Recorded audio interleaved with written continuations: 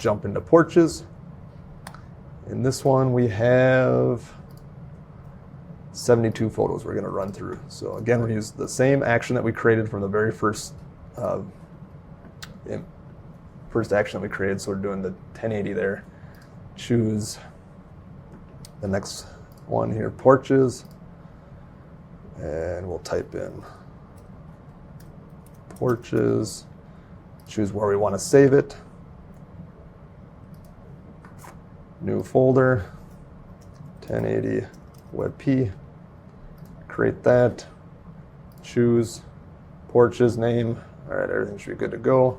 Now we're going to run that also. We'll come back out to Porches. You'll see they're all popping in there. What did I say it was? It was, I don't remember, 70 some photos. We got 72 photos. So we're at 35. It's still going. It only takes a few seconds here, and then it'll be done.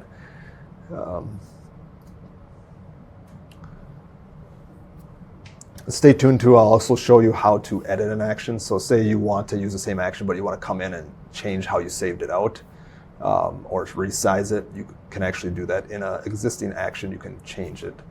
So we'll finish up these, and then at the end I will show you how to do a 19 by 20 photo versus doing the 1080. And how to edit your old action that you have created. All right, so that one finished. Now we can use those all there for the website. And now this website will load a lot faster. We'll have better images to use.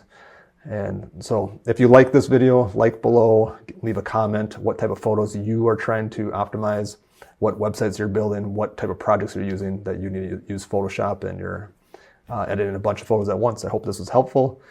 Again, if you like this, leave a comment. We'll try to create more videos like this. Thank you for your time. Bye.